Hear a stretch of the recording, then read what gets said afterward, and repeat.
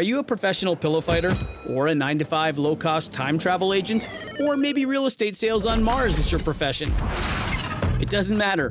Whatever it is you do, however complex or intricate, Monday.com can help you organize, orchestrate, and make it more efficient. Monday.com is the one centralized platform for everything work-related. And with Monday.com, work is just easier. Monday.com, for whatever you run. Go to Monday.com to learn more.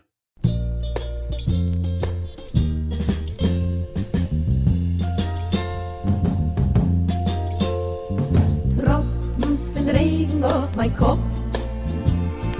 Hinter der Deckelbus ist die kleine Fahrt im Top. Geht mir kein Sach nicht, die Tropfen. Welcome to Kill Me Now with Judy Gold. I am your host, Judy Gold, and this week we have part 2 of my interview with the one and only Jaye McBride. Just fascinating, just a funny person, just a great I love her, and I hope you enjoy part 2.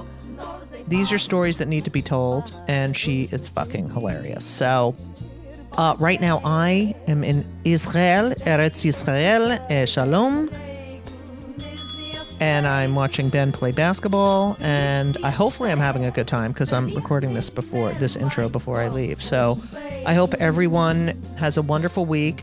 I will be back, and you can come see me perform in Provincetown, Massachusetts, if you're near the Cape, Tuesdays and Wednesdays at the Art House. So, it's not like I'm gone forever.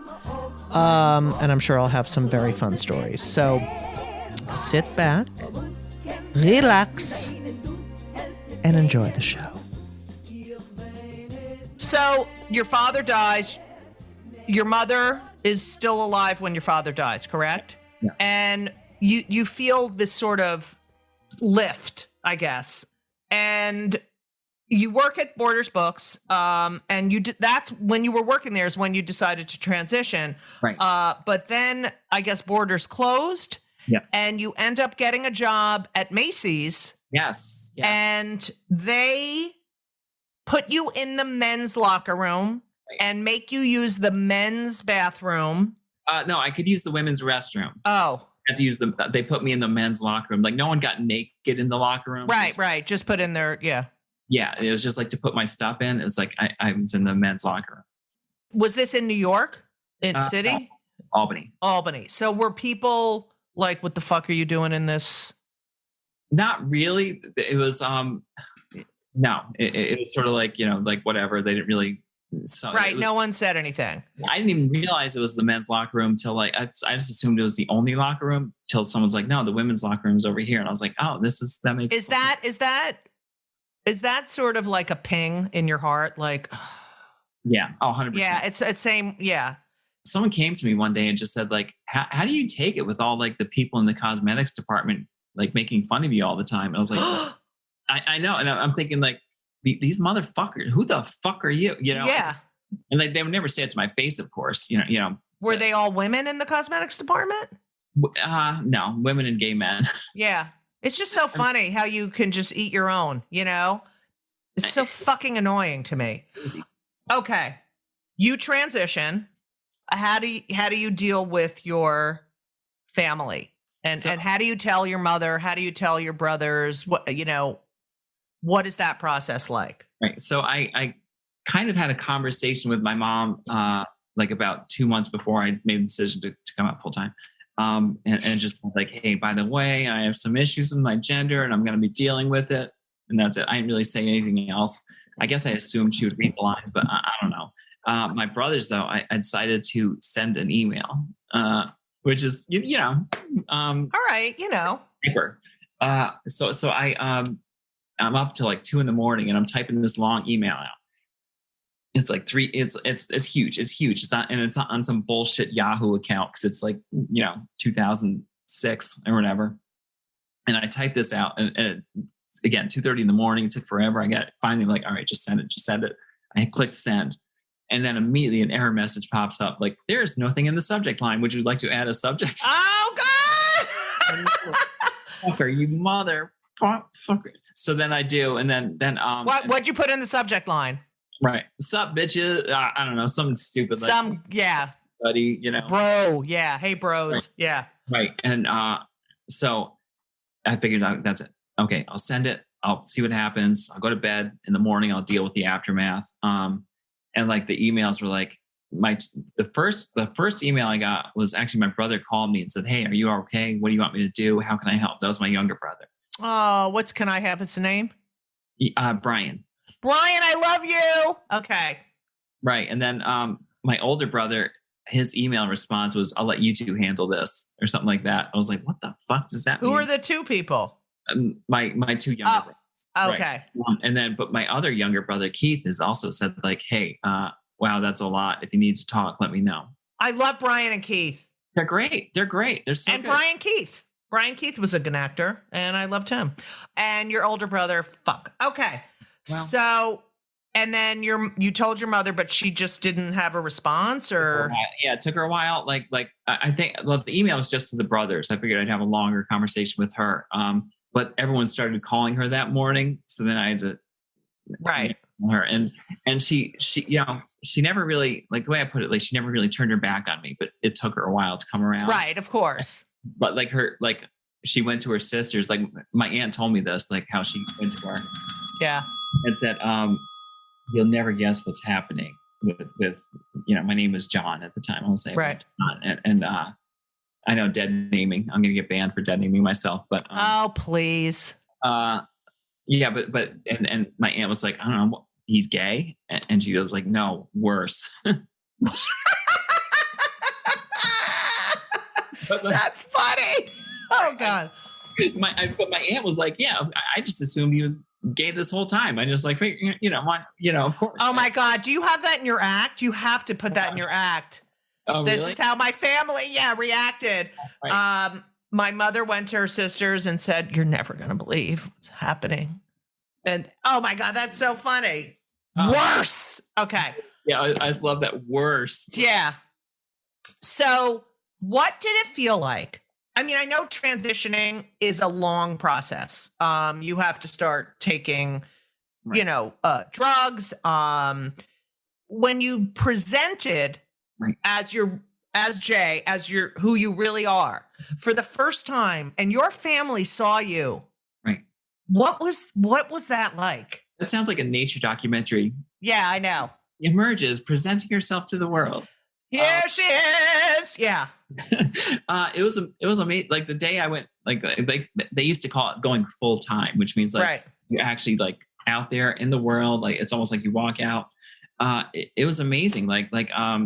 I actually at work I had this like going away party for the old me. Oh, I love that. Like what job was this? Not at Macy's. No, this is Borders. Borders. Fuck you, Macy's. Go ahead. It's fucking bullshit. Yeah, it was great. Like everyone came there. It was like a big thing. Like you tell some of the guys, especially, were like, yeah, this is weird. Or somebody would be like, "Does that mean you get pregnant now?"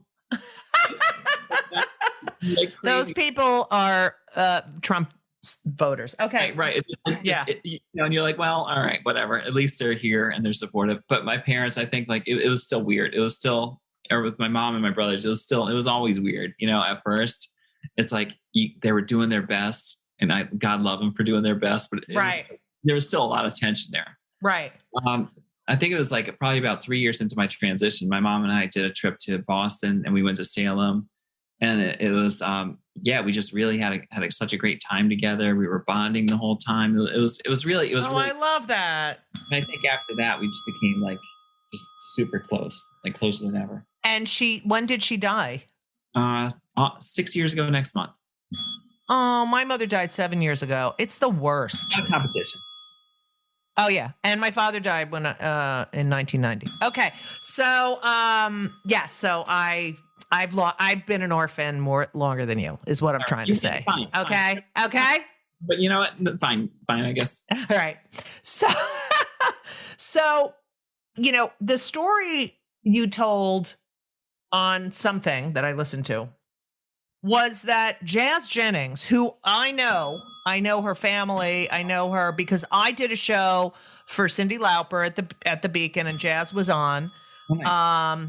And I met her mother and her brothers, and what a fucking amazing family. And you've done a TED Talk, and you talk a lot at colleges and stuff. And these are things I really want you to talk about that people don't fucking realize. Okay. 19% of trans, so that's 1 out of 5 trans people face homelessness. Right. They have doubled the rate of unemployment. And this is as of 2011. So it's probably worse now, because there's more trans people. You saw Jazz. Jazz transitioned at 6. And by the way, she is at Harvard. Okay, so Jazz transitioned at 6. She wrote a kid's book, and she started getting death threats. Right. And you have also said, but I'm sure this is different, that trans kids are 13 times more likely to commit suicide if their families are unsupportive. Correct. Right. That's according to the research of in the 2011, I think it was National Center for Trans Equality, something like right. that. Yeah. So your family's response is a huge 100%. Factor. Especially for kids. Especially. But yeah. So you started doing stand-up, and you were not out as trans, and you were just doing your material. And you started in Albany, is that right? Albany, I was just trying to do jokes. I was just trying to be, I think the only thing about myself was like a little bit about my dad, but otherwise it was just jokes about a fictional character I was doing. Right. Well, you were a fictional character for many years. Okay. Still am a fictional character. I'm not trans either. This is just bullshit. Oh, that's great. That's great. Because let me tell you something. I used to get every fucking part of a woman disguised as a man or a trans person, every part in the 80s and 90s and and now forget it. Okay. So you are doing stand-up and you see Jazz and you realize in your head, this girl who is child who has written a book for other children is getting death threats. I need to be out. I need to tell people who she can't fight my battles. Right? It's like, yeah, I felt like such a coward at one point, and at the time I think I used to justify it saying like, well, I don't want to be pigeonholed as that trans person. I don't want to do all this. And I think that's just more justification. Although to be fair, it's not the safest place. Albany wasn't the safest place in the world to be an out and vocal trans person. I mean, right. Literally a trans person was murdered in Schenectady like 5 years earlier. But it was like, here I am. I wrote that down actually. Good. Yeah. I'm actually an adult, and I'm like thinking like I'm letting this child do these battles, but some chicken shit to do it, and everyone thinks on. And then I had another friend, like another comic, say like, oh, my friends just said like, is Jay still in the closet? And I was like, I don't know. And I'm thinking like, is this who I want to be? Right. Hides. So at that point, I started talking more and more about it. That I was trans. It is children who change you dramatically. Because I didn't talk about being gay on stage until Henry was born, and I was like, wait a minute, I'm not going to hide this. I have such great fucking material, and who am I to not like? I want them to be proud of the family that they're a part of. I'm proud of the family. Fuck you. And so that's how it all began for me.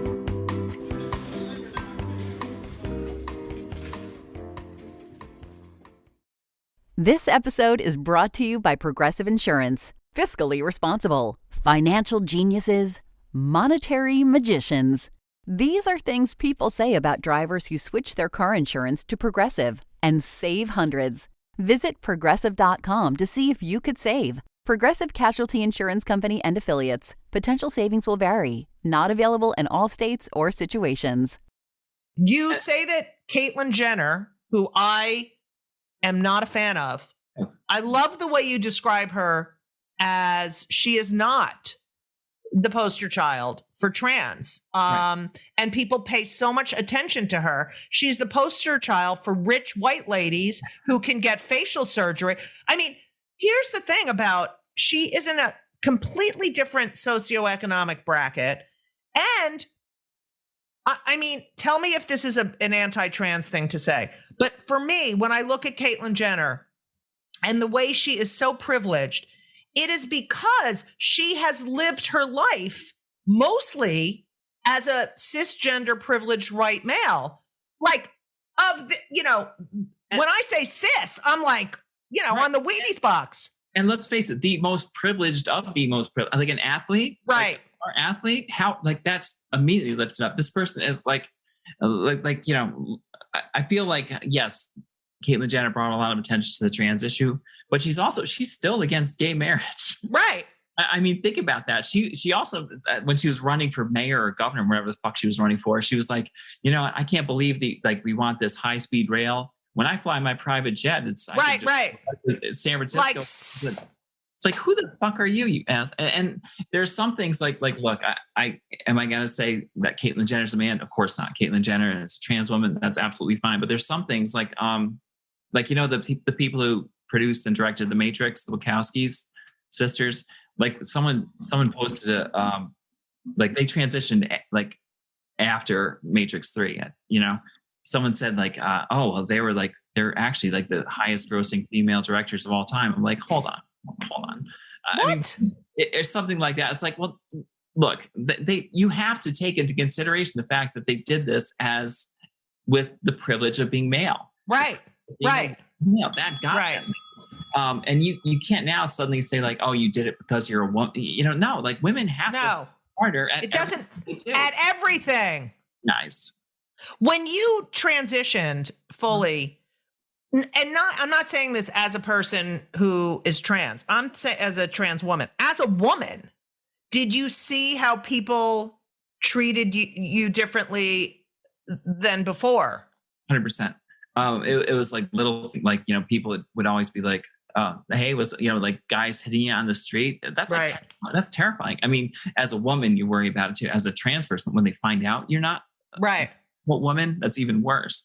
But I remember like it was so much easier. I worked only retail jobs for the most part after college. I never had a real job. I would get promotions all the time. 3 months in, I was asked to be an assistant manager at one of the first bookstores I worked at. Every time I would be up, there would be a promotion. Right. They would ask me to apply because I would get it. It was easy. And then I transitioned. I never once received a promotion in any of the retail jobs. You could say it's because I'm trans, or you could say it's because I'm a woman, or a combination of the two. But I mean, it's a huge difference. Like white men have it really easy. That's not a fucking right.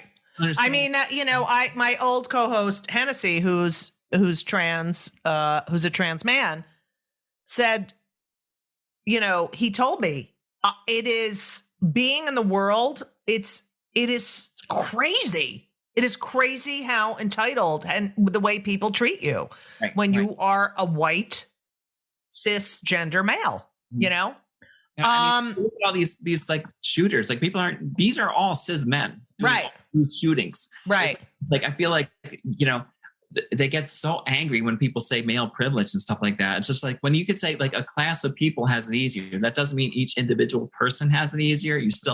But it's like these people are so angry and all right. Yeah, and it's like you have no fucking idea. I heard you speak about Blake Brookington, is that his name? Brockington. Sorry, there's one O. Yeah. Could you talk about him? Well, I brought him up in my TED talk that I did back in 2015, I think it was 2014, 2015.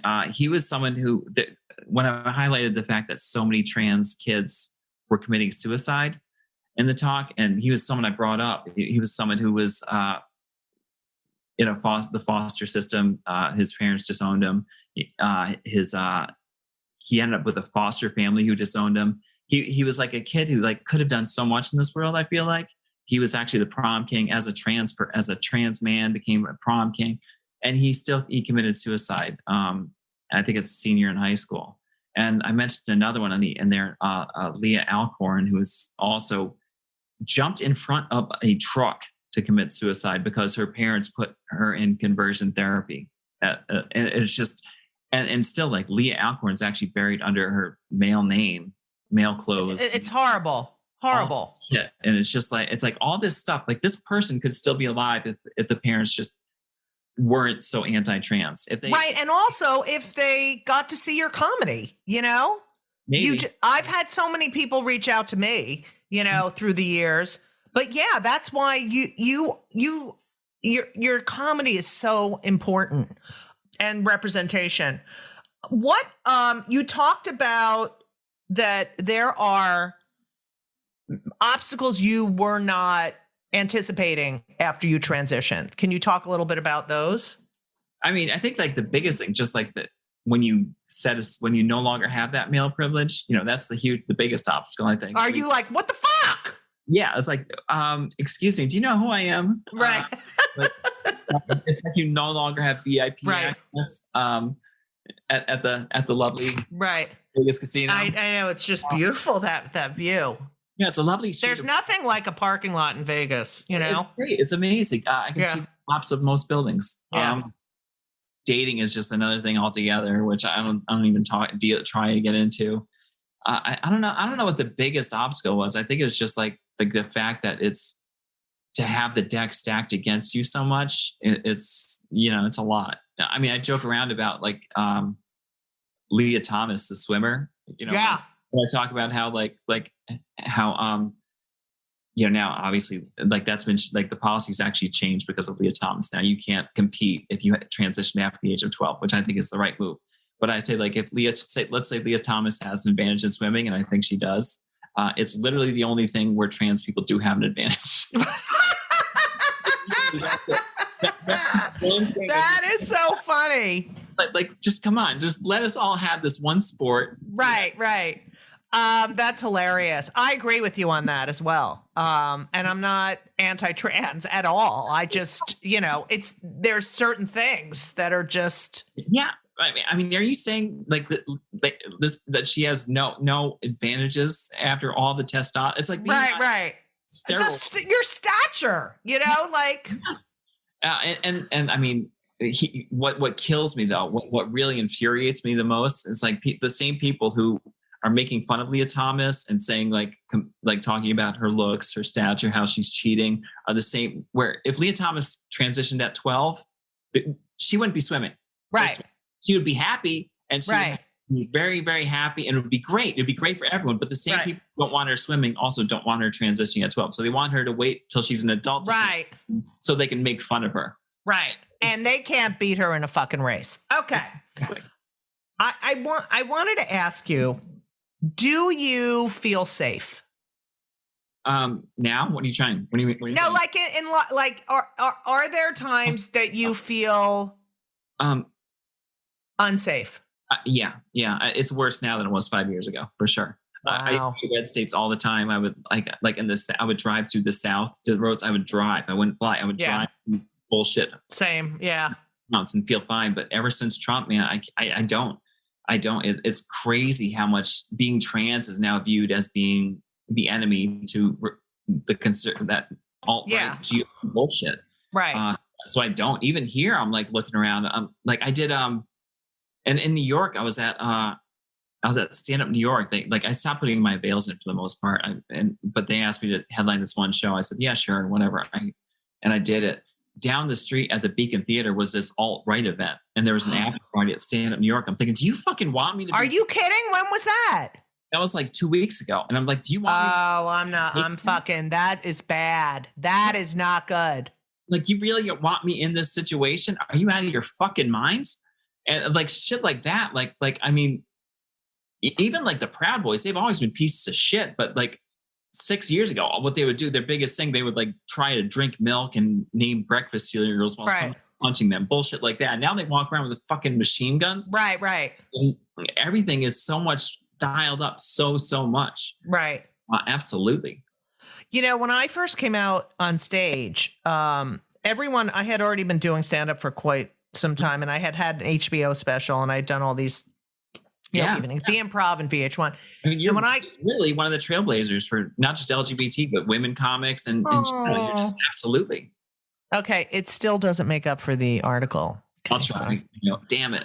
And I remember, because I was working in the straight clubs, that I would do, and you do the same thing. You do a few jokes, which is what most women comics do. They do a few jokes to say, I know I'm a woman, I know I'm whatever, and then you come out. So I had been, booked at these clubs, and people would see me on HBO or whatever, and I would get on stage, and after a while, I'd start within the first 5 minutes, I'd start talking about my kids and my family, and I'm a lessee, and in the beginning, it was a shift. I would hear the shift. I would be like, and then I'd call them like I'm the same fucking person who was telling jokes 1 minute ago. Right. I watch you at the Cellar, and there's not a shift there. And that makes me so happy. But I know there is a shift when you are on the road. Yes. And it is, I don't think people understand that you get up there, they like you. I mean, that's what the power of comedy. It's a weapon. It's disarming. It makes people like you. It brings people together. But what is that like for you on stage when they shift? Yeah, it's crazy. It's right. Crazy. It's amazing too, because I feel like you still like immediately, and this you'll see guys go like this position, Oh yeah. The defensive male stance. Yeah, like, oh fuck yeah. I'm not gay. You're gay. Right. But eventually, it's amazing to see them sort of come around a little bit. But then at the same time, I was doing an American Legion, which last year. Which, first of all, why the fuck would someone book me for an American Legion? But is this the festival where they asked you to do family friendly? No. Oh, all right. This is it's actually literally an American Legion outlet. And I'm thinking, and the guy's like, no, they're gonna love you. Believe me. I do my gay jokes, they love it, which they don't love it. Yeah. Like half an hour in, I say this joke about my lead in is saying it's weird. This year there were over 250 bills aimed at trans kids, and someone in the back yelled, "Good." And I was like, what the fuck? So, and I'm like, what the holy shit? And this is just the lead in. I was like, I'm going to go cut off all your dicks, like that. I don't understand where. What did you say? I was like, I mean, I think I was like, oh Jesus. All right.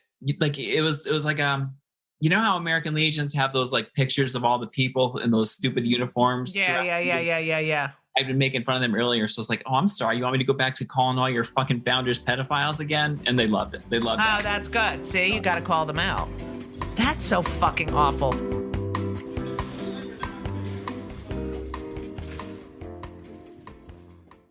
This week's episode of It's Judy Show with Judy Gold is sponsored by BetterHelp. And if you know me, which I think you do because you're listening to my podcast right now, you know that I am a big advocate for therapy. I think it benefits everyone. I think there's so many people who need it, who don't partake. It is so important for your emotional health and well-being. Therapy is fantastic. It is in every stretch of the imagination. And if you're thinking of starting therapy, please do it. But please give BetterHelp a try. It is entirely online. It's designed to be convenient. It's flexible. It suits your schedule. You fill out a brief questionnaire to get matched with a licensed therapist, and you can switch therapists anytime for no additional charge. I have switched therapists in my life. I've had many, many therapists, and sometimes it's not a great fit for you, but don't give up. Therapy is beneficial. You can learn about yourself. You can process and just be emotionally healthy. I'm telling you, do it. BetterHelp is great because, when I used to schlep to my therapist's office, it was so annoying. You have to do it and you sit there and you wait. And then I'm telling you, doing it online is fantastic. And BetterHelp is amazing. I know a lot of people who've used it. So if you're thinking about therapy, go to BetterHelp.com. Let the gratitude flow. This is Gratitude Month, people. So you need to let the gratitude flow with BetterHelp. Visit BetterHelp.com/JudyGold, JudyGold, today, and you will get 10% off your first month. That's BetterHelp, HELP.com/JudyGold. You're welcome. you worked at Madison Square Garden. You opened for Louis C.K., which was great, right? A lot of Huh? lost a lot of my liberal cred that day, but it was worth it. What is that? Why? I don't know. Just because I know. It's just like, come on. Just no to performing in Madison Square Garden. Right. I'm not gonna because I know. And quite honestly, like with Louis, he's always treated me well, and I think like at some point you're like, what do people want? Do they just want to put him on an island and let him? Here's the thing. I've talked about Louis in my book. He is one of the only cisgender white male, whatever, comics who have created shows for women, who have had their producers of his shows, women. Yeah, he has an illness, but come on. Right. I mean, we're kink. I think it was more because it was like it's a creepy fetish versus, and the people. Right. Like, I know. And it's just why. It's like, just fucking get over it. Okay. What do you jerk off to? I'll make fun of you for that. But, you appeared, this is something that's happened to me a lot. You appeared at a festival and they said, listen, you're going to do 2 sets. One of them is family friendly. Don't talk about being trans, which I get all the time. Like, don't talk about being, I'm like, fuck you. And you couldn't say, go fuck yourself because you needed the paycheck. Right. So you did it. Yeah. And then you did the dirty show and came out. This is shit that happens to us all the time. All the time. And it's infuriating. It was like they asked me to do the festival and I agreed to it. And it was like 3 or 4 months later that they said that about the clean stuff. Right. Like, fuck you, you hired me. Yeah. Yeah.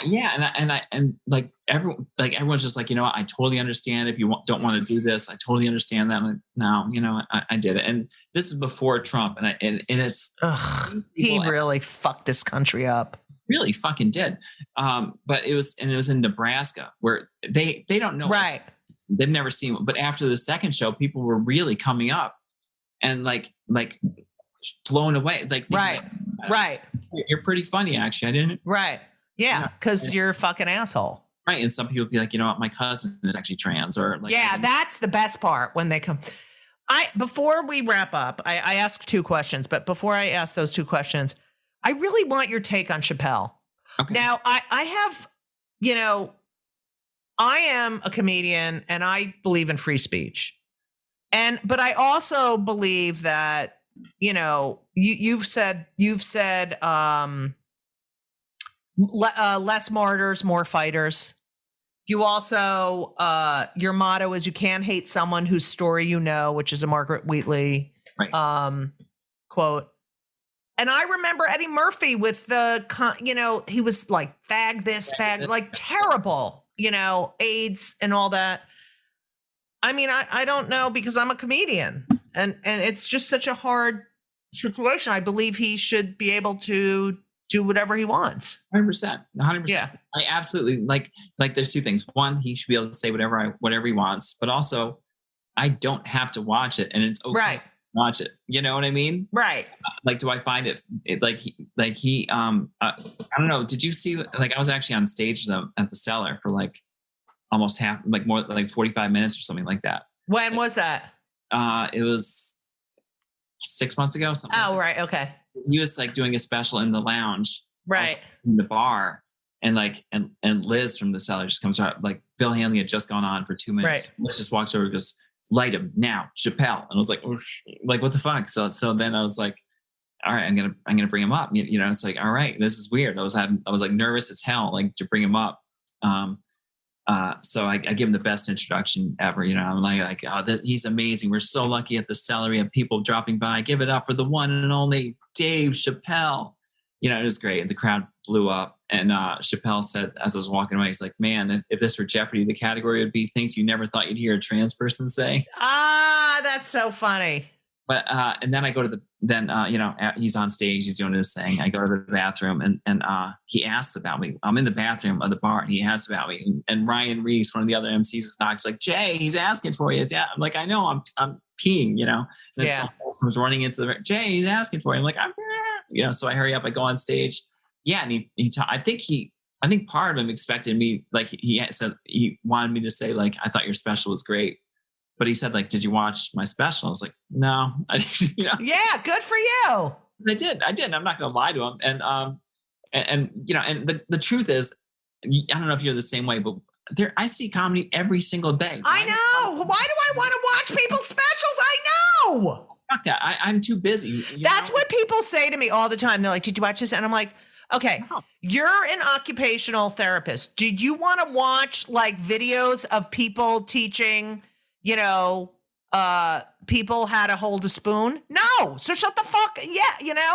Right. 100%. But anyway, we had a cool time. And one of the things I brought up is like about how, he mentioned that woman in his 2 specials ago, Sticks and Stones, Daphne, like the trans woman, Daphne Norman. And then he mentioned how she killed herself in his last one. And part of it, I think he said it was because of she was being dragged by the trans community. And I basically said like, I knew Daphne. It was not, we were online friends. We would talk once in a while. So I knew her. And part of the reason why she killed herself too, she had lost custody of her child. To her wife. Her wife did not accept her at all. So she was basically never going to see her child again. She lost her job. She was in danger of being homeless. Like all this shit was happening before she killed herself. And I think like I would have loved it if Chappelle said, wow, these are some things that trans people face that other people don't. Right. But no, I was basically just too intimidated. And I'm like, I think now you've said it, but he should know that's why she killed herself. Right. So I mean, because those are things that happen to trans people, right? Way more than they happen to anyone else, right? And like, especially trans people of color. 100%. Like trans women of color are almost hunted in this right at times. But no, I think like look, he can say whatever he wants, and like Joe Rogan makes $1 billion a year on Spotify. He can say whatever he wants to. Right. I can pay him. And like, you can choose to not buy that. Right. Shirt. That's my whole book. Yes, I can say that. You don't have to fucking watch it. Yeah. 100%. And like, if you don't like it, just cancel your Spotify subscription. Right. Just that's easy. You don't like J.K. Rowling and Joe Rogan trend every week on Twitter. Every week. It's like, just don't fucking look at it. Right. Like, there are people you're not going to like. And they don't like me. Fine. Good. Right. You don't have to fucking deal with them. God damn it. I love you. Jay, I ask my podcast guests 2 questions. Number 1, what do you do for your mental health? I have major mental fucking problems. So what do you do for your mental health? Do you take antidepressants? Do you meditate? What do you do? Well, I am a serial killer and I have someone in the bathtub right now. Oh, wow. Hot. Yeah. And it's going to be great. For my mental health, I really started to shift about 5 or 6 years ago, I think, where like I was working with one of those comics who's like the old road dogs, who are always angry and always like, good, fuck this. Yeah. Like you're always pissed off, but you're funny and you're friendly. Right. It's not like it's different, but they're just like this fucking everybody's son. It's like, so I decided like I'm no longer be bitter at other people. Like every time I feel myself getting bitter, I catch myself and I'm just like, God, I need to do that. Yeah. And it's like, it's work to do that. And like, or anytime I see someone like so-and-so got a Netflix special and I used to be like, that's fucking bullshit. Why the fuck, and then now it's please, you got to get over that shit. Exactly. So now I just get to myself like, and I can't compare yourself to anyone and stand up. 100%. And I think I started to realize like, oh, good for them. That means they got one. It'd be available to me if I wanted it, or I don't need it because my career is on. Right. No, you're on your own path. And if that ever happens, you can call me. I have a lot of women comics who call me and I just tell them, because I've been doing this for so fucking long, that you can't compare yourself. 100%. And I think like when I realized that, it's just like, it became night and day. And, and the other thing it's like, I fucking hate people who say gratitude. I hate it. But I'm one of those people now. I'm like trying to be more grateful. Oh God, fuck that. So you're not on antidepressants or anything? Still? Lexapro, 100%. Oh, Lexapro. That made me fall asleep. And what about therapy? Are you still in therapy? I think I haven't been in therapy for a few months, but all right, you're on a break, hiatus. Yeah. Okay. Now I think you already said it, but I call the podcast "Kill Me Now" because I am always, I don't know if you know me, but I'm always, things aggravate me so much. I can't. And it's like, So what pisses you off more than anything in the entire world besides #grateful? Right. Just this fucking country. I know. Everything about it's like 4th of July would be better. Like America would be better without Americans. You know, Right. Like literally, like everyone has to pick what side they're on now, and everyone's at war. And no matter what, like every time, like whatever like I have a list of stances. Someone else, if they're a Republican, they have every single opposite. Right.